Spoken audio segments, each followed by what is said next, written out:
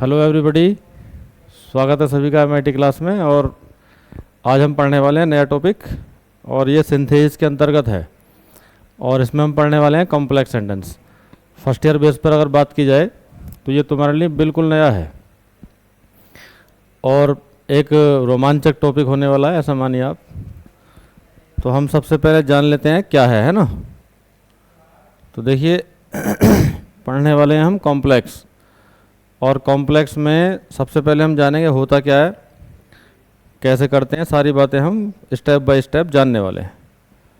देखिए चैप्टर का नाम रख लेंगे पहले तो हम। चैप्टर का नाम है कॉम्प्लेक्स सेंटेंस, ठीक है। ये हो गया हमारा चैप्टर का नाम कॉम्प्लेक्स सेंटेंस। अगर हम हिंदी में बात करें इसकी, हिंदी मीडियम है तो ज़्यादातर हमें हिंदी भी जाननी चाहिए ना। तो इसकी हिंदी होती है भाई ये मिश्रित वाक्य। क्या हिंदी है? मिश्रित वाक्य। और मिश्रित वाक्य में हम इसकी परिभाषा जानेंगे अभी, कैसे होता है, क्या होता है। तो सिर्फ ये जान लो कि मिश्रित वाक्य है ना। देखो एक बात अगर की जाए जो सिंपल हम पढ़ के आए हैं, सिंपल का अगर नाम लें नॉर्मली तो सिंपल साधारण को बोलते हैं, लेकिन ऐसा था नहीं वहाँ। सिंपल सुनने में साधारण लगा, लेकिन सिंपल सिंपल था नहीं, बल्कि कुछ और था। ठीक उसी तरह अगर हम सिंपल शब्द का विलोम करें तो सिंपल शब्द का विलोम होता है कॉम्प्लेक्स, और कॉम्प्लेक्स को हिंदी में किया जाए तो उसका होता है जटिल संरचना। जटिल संरचना का मतलब होता है भारी कुछ। तो ये थोड़ा थोड़ा भारी होने वाला है, लेकिन यदि आप ठीक से पढ़ेंगे तो ये बिल्कुल ईजी हो जाएगा। अब देखो सबसे पहले हम इसकी डेफिनेशन करें, ये क्या परिभाषा है। परिभाषा है कि कॉम्प्लेक्स वो है जिसमें एक प्रिंसिपल क्लोज तथा कम से कम, यहाँ बात हो रही है कम से कम, एक सबऑर्डिनेट क्लोज हो। तो ये बात हमें मैच करनी है, और पहले हमें इन्हें जान लेना ये होते क्या है ना, ये क्लोज वगैरह क्या हैं। तो अभी हम बात करेंगे इसके बारे में सब। सबऑर्डिनेट क्लोज हो,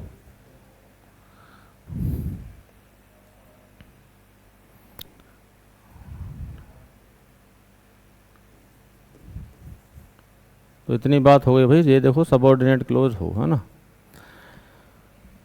यहाँ कहा जा रहा है प्रिंसिपल क्लोज एक होगी और कम से कम, है ना। आगे करें कम से कम। कम से कम मतलब एक जो दूसरा जरूर होगा साथ में, तो वो सबऑर्डिनेट होगा। इसके बाद अगर संख्या बढ़ जाती है वाक्यों की, तो क्या है कि संख्या बढ़ने पर प्रिंसिपल की नहीं बढ़ेगी, कभी भी सबऑर्डिनेट की बढ़ेगी। तो 3-4 सेंटेंस अगर होते हैं तो वो सबऑर्डिनेट के आएंगे साथ में ना, और प्रिंसिपल एक ही होगा। ये वाली बात कर रहे हैं। सबसे पहले हम जान लेते हैं ये हैं क्या, है ना। क्या प्रिंसिपल क्लोज है और क्या सबऑर्डिनेट क्लोज है, ठीक है। तो देखिए हम इनको हिंदी नाम करके लेके चलेंगे, और उससे ये बड़ा आसान हो जाएगा। कैसे हो जाएगा आसान, है ना। देखिए इसका अगर हिंदी नाम दिया जाए तो हिंदी में से बोलते हैं प्रधान उपवाक्य। प्रधान उपवाक्य। और ये होता है आपका आश्रित उपवाक्य, ठीक है।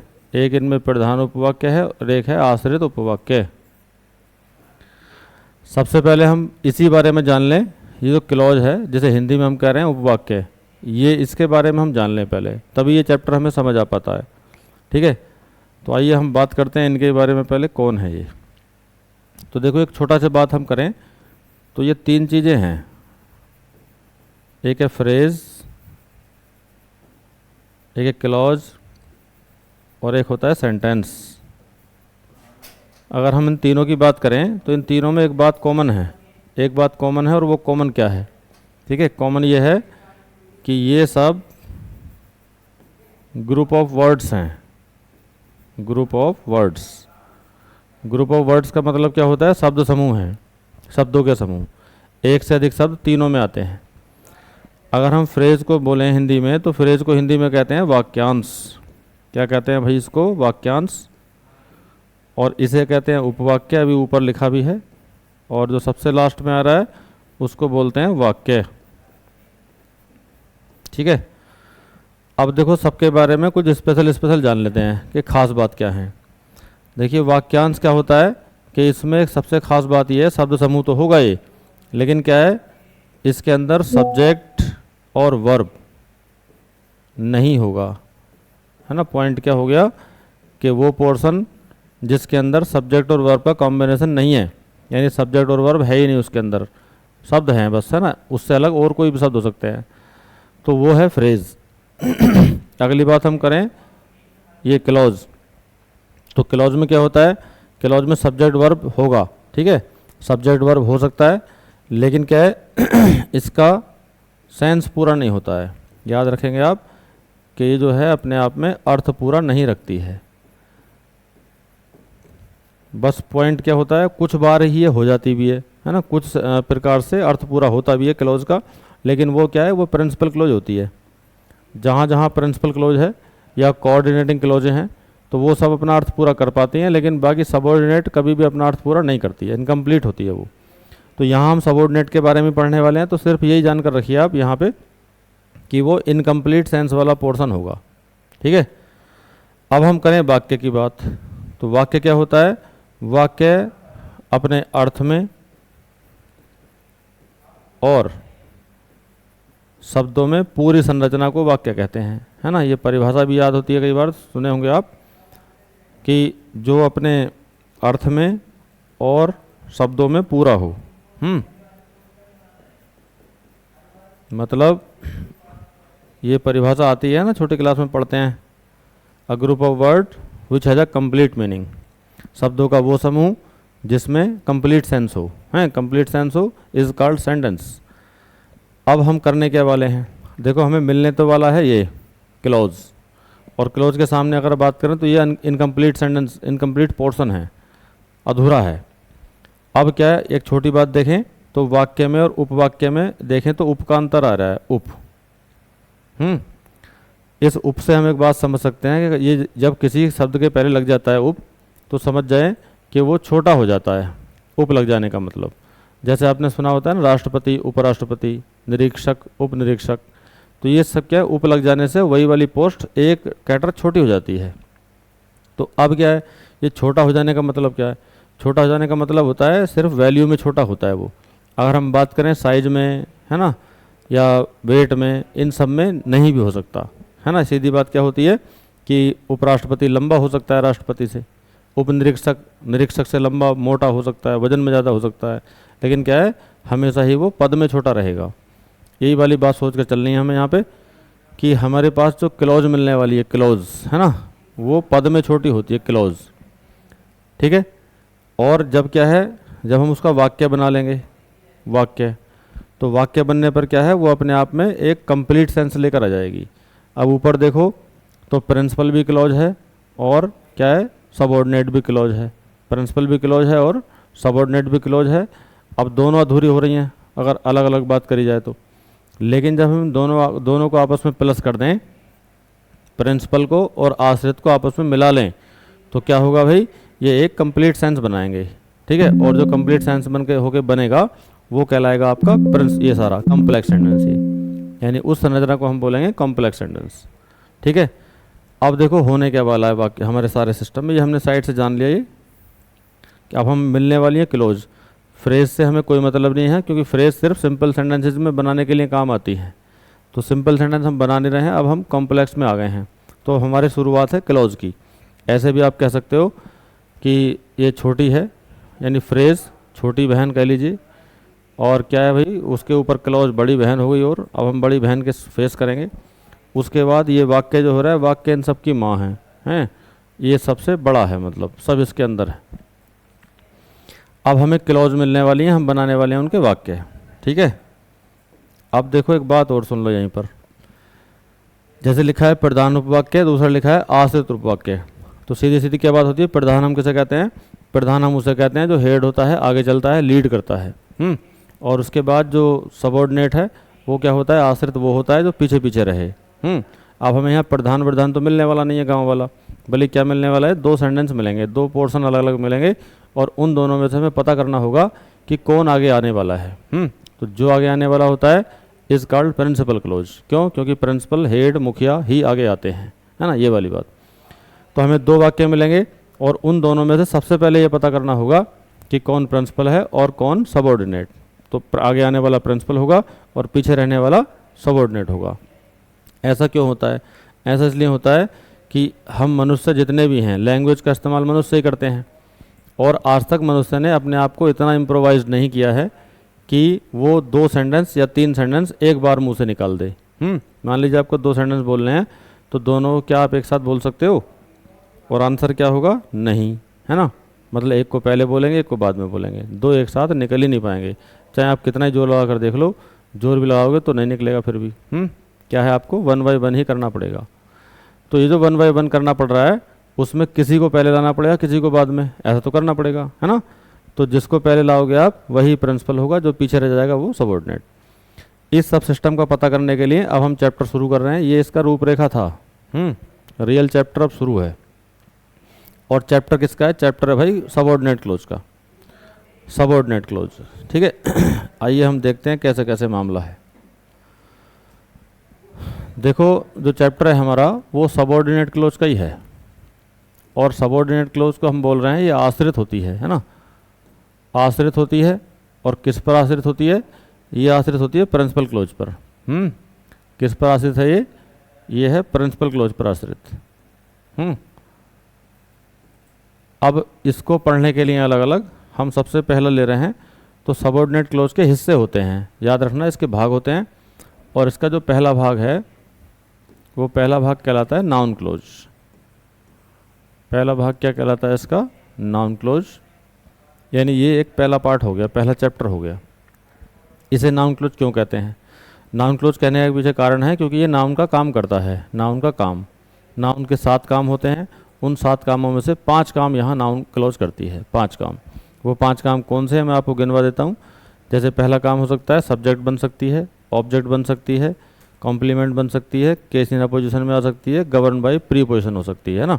तो इन 5 कामों को करती है नाउन, और उस नाउन को करने वाले काम को ये क्लोज करने लगती है। तो इसलिए हम इसे नाउन क्लोज का नाम देते हैं। ठीक है। अब देखो, इस चैप्टर में इस्तेमाल होने वाले कंजक्शंस को समझ लो कि जो कंजक्शंस इसमें इस्तेमाल होने वाले हैं वो कौन कौन है ना। सिंपल बनाते हुए हमें कंजक्शंस की आवश्यकता बहुत कम पड़ी, एक ही जगह पड़ी। लेकिन यहाँ क्या है, हर चैप्टर में इस कंजक्शन की आवश्यकता पड़ेगी। क्यों? क्योंकि कंजक्शन ही सेंटेंसेस को जोड़ता है आपस में। तो देखो, इसका मुख्य कंजक्शन है दैट, जो सबसे ज़्यादा बार यूज़ होगा, ज़्यादा बार, है ना। और इसके अलावा 2 और भी कंजक्शन है। जैसे हमारा होता है एक भाई है, एक बहन है, और एक वेयर है, और आपका होता है एक वाट। कंजक्शन इनके अलावा भी हो सकते हैं, इनके अलावा भी, लेकिन क्या है, मोस्टली यूज़ होने वाले कंजक्शन यही हैं। अभी बताया जाएगा सब कुछ कौन कहाँ इस्तेमाल होता है। जिनमें देखिए, दैट का हिंदी मीनिंग होता है की के सेंस में आएगा। भाई का प्रयोग करेंगे कारण जानने के लिए, बहन का प्रयोग करोगे भाई समय जानने के लिए, और वेयर का प्रयोग करोगे आप स्थान जानने के लिए, और वाट का प्रयोग करोगे आप जो कुछ के अर्थ में, जो कुछ। ऐसा मैं कहूँ अगर कि दैट का प्रयोग होता है 95%, 5% में ये बच्चे सब। तो हमें ज़रूरी है कि दैट को पहचान लेना कैसे होगा, कि कैसे पहचान पाएंगे दैट का प्रयोग होने वाला है। तो उसके लिए मैं उल्टा सिस्टम बता रहा हूँ आपको, देखो, है ना। अगर किसी वाक्य में भाई लगना है तो कारण को शो करने वाला शब्द होगा, कारण को शो करने वाला, रीजन वगैरह, है ना, ऐसे। तो हम लिखेंगे कारण। अगर कोई समय को शो करने वाला शब्द दिया गया वाक्य में तो हम प्रयोग करेंगे बहन का। ऐसे ही स्थान शो करने वाला वर्ड मिलेगा तो वेयर। और जो कुछ के अर्थ में आपको कुछ शब्द मिलेंगे वाक्य में, जैसे समथिंग, एनीथिंग, नथिंग, ये क्या है, कुछ के अर्थ में आते हैं, कुछ। और कुछ के अर्थ में जैसे आएंगे तो हम यूज़ करेंगे भाट का। अब देखो, जहाँ पर ये कुछ भी ना मिले, ऐसा ना स्थान, ना कुछ कारण, ना समय, ना जो कुछ वाली बात, जहाँ इनमें से कुछ भी नहीं है, तो समझ जाना है कि वहीं पर दैट है। ठीक है, वहीं पर दैट है। अब देखो, मैं 2 वाक्य लिख रहा हूँ और हम पता करने वाले हैं कौन प्रिंसिपल कौन सबऑर्डिनेट, कैसे मालूम चलता है। देखिए, एक वाक्य लिखा है,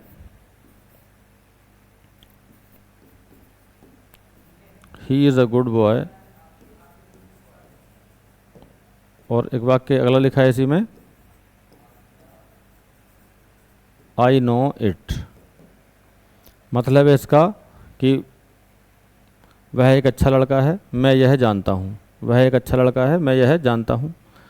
अब देखो दो प्रकार से आप कह सकते हो। जैसा वाक्य लिखा है पहले तो आप इसको ऐसे ही बोल लो, ऐसे ही बोल लो। मैंने कहा था देखिए कोई कारण समय स्थान वाला कोई शब्द हमें दिया नहीं है वाक्य में, तो सीधी बात क्या तय होगी कि हमें दैट की तरफ जाना है। कंजक्शन हमारा बनेगा अब दैट। दैट के साथ जाएं और ये पता कर लीजिए दैट को जोड़ते हुए दो प्रकार के जोड़ के देख लो। एक प्रकार से आप जोड़ोगे तो ऐसा लगेगा जैसे कुछ कट लग रहा है, गले में दिक्कत आ रही है, बोलने में प्रॉब्लम आएगी हैं। दूसरी तरफ से आप बोलोगे तो आपको फील आएगा कि जैसे आसानी सी महसूस हो रही है, इजी गोइंग हम बात कर रहे हैं या फ्लो में बह रहे हैं, है ना। कुछ लोग आए हैं, जो भी आए हैं गुड इवनिंग कह रहे हैं और आप सबका स्वागत है जी, है ना। हम पढ़ रहे हैं कॉम्प्लेक्स सेंटेंस। देखिए अब इस सेंटेंस को हम दोनों प्रकार से बोल के देख लो, दोनों तरफ से, है ना। दोनों तरफ से बोलें तो कैसे कैसे बोलेगा।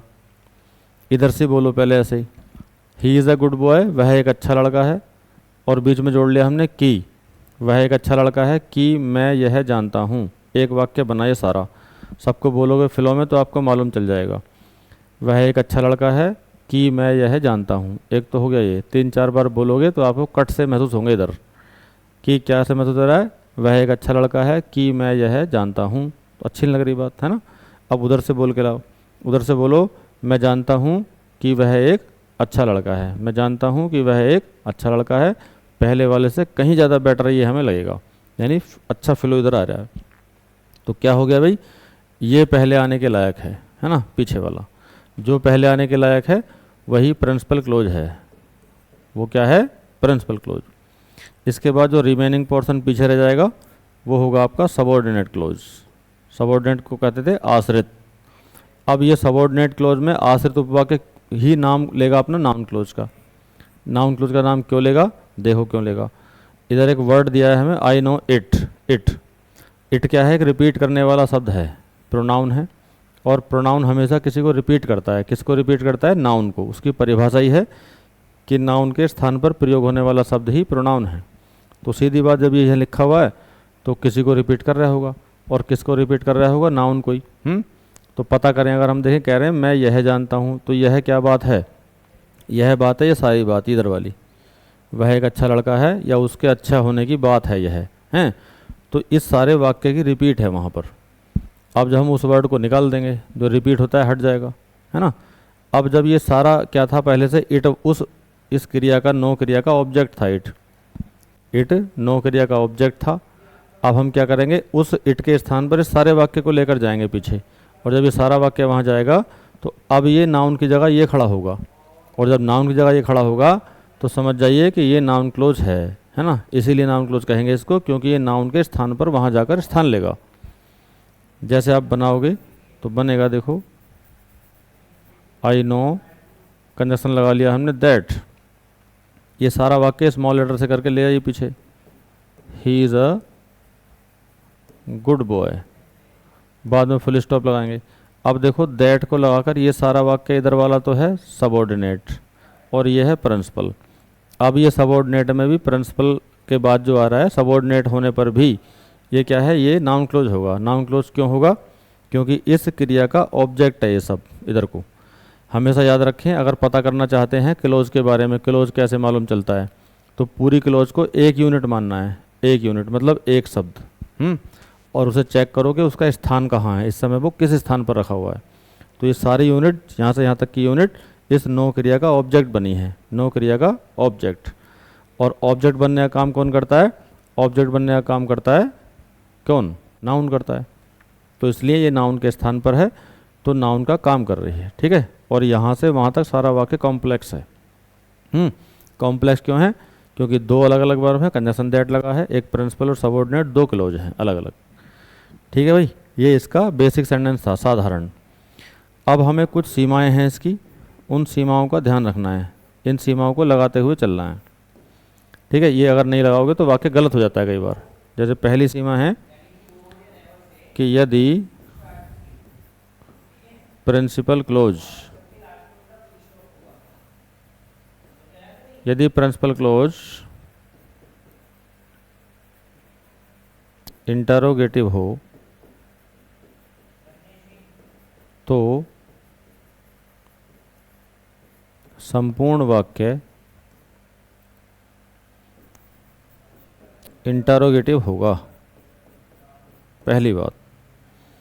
इसी में दूसरी लिमिट है कि यदि प्रिंसिपल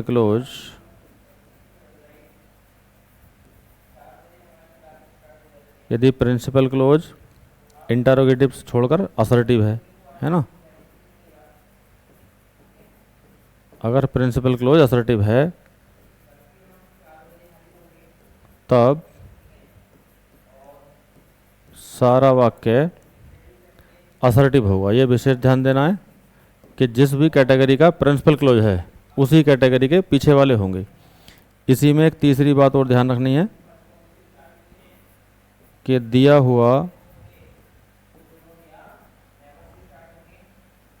ठीक है, दिया हुआ इंटरोगेटिव शब्द ही कंजक्शन होगा।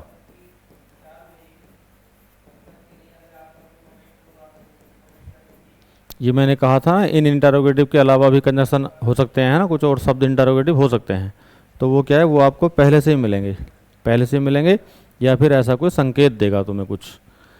अब देखो मैं इनके सेंटेंस दिखा रहा हूँ आपको, है ना। इनके सेंटेंस आप कैसे देख सकते हैं, देखो। पहली शर्त थी हमारी कि प्रिंसिपल क्लोज इंटरोगेटिव है तब। जैसे हमने बनाया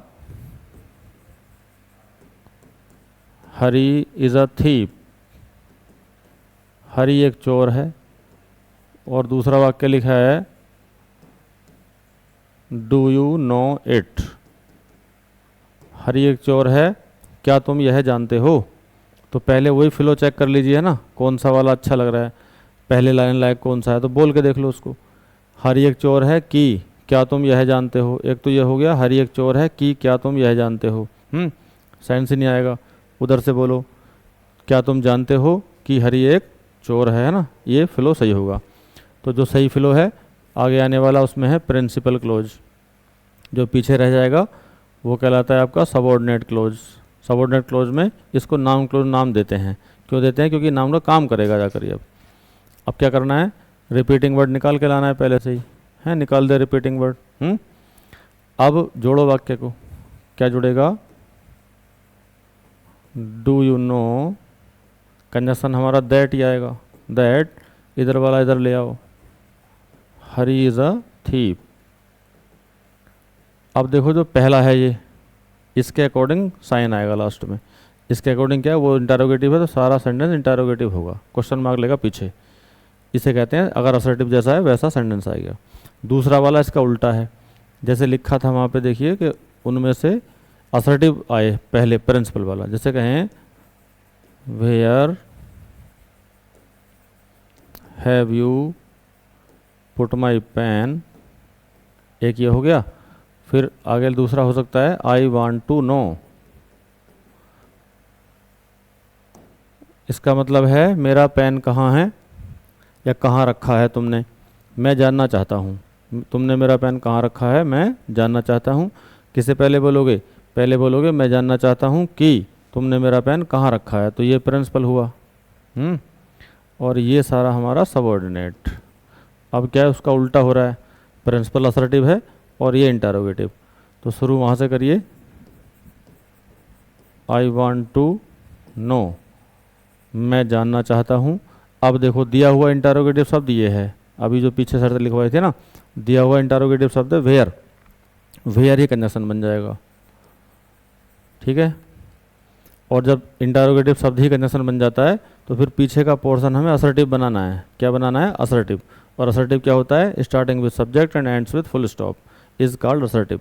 तो शुरू कर लेंगे यहाँ से यू से, यू सब्जेक्ट है उसका, you have put my pen. अब इस शुरू वाले के अकॉर्डिंग लास्ट में आएगा फुल स्टॉप, क्योंकि प्रिंसिपल क्लोज असर्टिव है। तो जैसा प्रिंसिपल क्लोज है वैसा ही सारा वाक्य हो जाता है।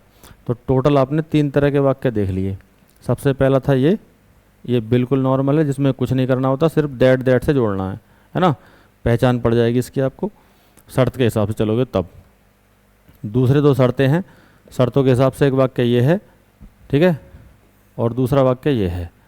तो टोटल सेंटेंस हमारे पास 3 ही प्रकार के मिलने वाले हैं, 3। इन 3 प्रकार के वाक्यों को ही आप जोड़ेंगे, है ना। एक वाक्य मैं आपको वाट का दिखा देता हूँ। वाट का सेंटेंस दिखाने का इसलिए कारण है कि वो थोड़ा स्पेशल होता है। जैसे लिखा है, ये लिखा है pay attention to the teacher, pay attention to the teacher, फिर लिखो ही सेज समथिंग। पहले का अर्थ है टीचर की बात पर ध्यान दो, टीचर की बात पर ध्यान दो। आगे लिखा है वह कुछ कहता है या वह कुछ कह रहा है। तो हमने एकदम फर्स्ट हैंड देख लेना ये वर्ड समथिंग। मैंने अभी बोला था 3 तरह के शब्द होते हैं, समथिंग, नथिंग, एनीथिंग।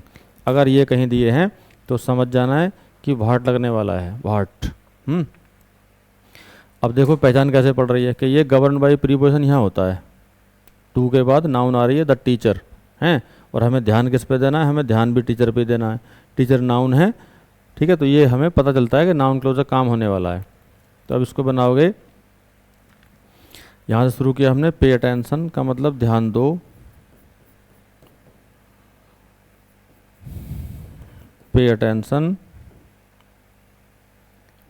और किस पे ध्यान देना है, टीचर पे, पे अटेंशन टू द टीचर। अब हमें कंजक्शन लगाना है इसमें हु, ओ सॉरी वाट लगाना है। हर समथिंग एनीथिंग वालों में वाट है ना, वाट ही सेज। और ये हम समथिंग को क्यों हटाए हैं, क्योंकि हम देखते आ रहे हैं कोई ना कोई वर्ड रिपीट होता है, वो रिपीट वाला हट जाता है। तो ये समथिंग रिपीट हुआ है, समथिंग का मतलब होता है कुछ, और कुछ के जगह हमने लगा लिया जो कुछ। तो सारे का अर्थ हो गया कि टीचर की बात पर ध्यान, ऐसे कहो कि कृपया टीचर पर ध्यान दो जो वो कहते हैं, या जो कुछ भी टीचर कह रहे हैं उनकी बात पर ध्यान दो, ठीक है। ये कॉम्प्लेक्स सेंटेंस का एक हिस्सा हो गया है, और जिसका नाम है नाउन क्लोज। इस नाउन क्लोज को आप देखेंगे, आपके पास कोई प्रेस्क्राइब्ड बुक होंगी, उसमें इसकी एक्सरसाइज प्रैक्टिस करें, और कल हमसे जो वाक्य ना बने उसको पूछेंगे आप, ठीक है। आज का लेक्चर इतना ही है। आप सब स्वस्थ रहें, अच्छे रहें, थैंक यू।